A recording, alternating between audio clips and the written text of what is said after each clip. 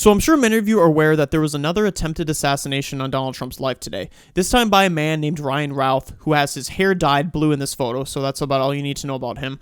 But he was found planted in bushes at the Trump International Golf Course, anywhere between 300 and 500 yards away, with an AK-47. Secret Service members fired shots at him, and he later fled the scene, later being arrested. If you look at his social media, you really can't because Facebook somewhere got it removed. But you can take a look at his Twitter account, and he'd post the most bizarre things, like trying to send Afghan soldiers to Haiti, saying he's in Taiwan and offering thousands of Afghan soldiers to Taiwan, bizarre statements in support of Nikki Haley and Vivek Ramaswamy, constantly roasting Joe Biden and Donald Trump. It was the most bizarre Twitter handle I've seen. But this comes only 2 months after the first assassination attempt, so surely you'd think they would have increased protection on Donald Trump and not have any excuses. How about not? So I have to interrupt this clip because YouTube keeps copyrighting me for posting this clip on the internet, probably because they don't want us to see it, which makes a lot of sense because a news reporter asked him why did another attempted assassination attempt happen, and he went on to explain it's because there were shrubs in the vicinity of the golf course and made it difficult to see the assassin.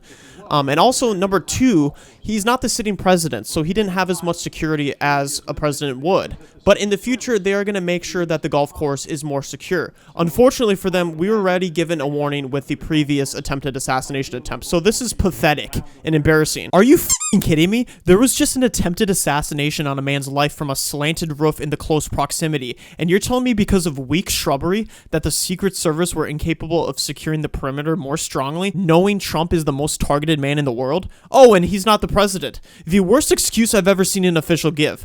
But anyways, I'm sure the media is going to apologize to us now for having this divisive rhetoric.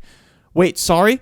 No, oh, they're going to blame Trump. Of course they are. But do you expect to hear anything from the Trump campaign about toning down the rhetoric, toning down the violence, or would that be atypical of the former president?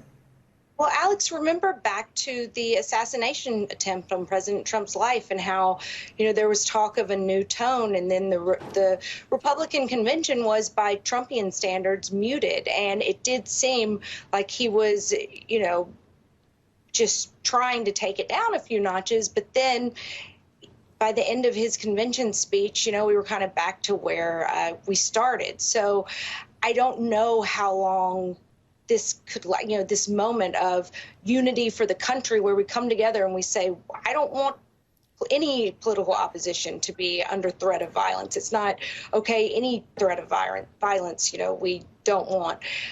I would love for us to have a unity type moment, but I think it's probably going to be pretty fleeting, as we've seen in the past. I wouldn't expect anything less from the media for blaming a shooting against Trump on Trump, but this is why the media is the enemy of the people. I'm done with this video. This is stupid.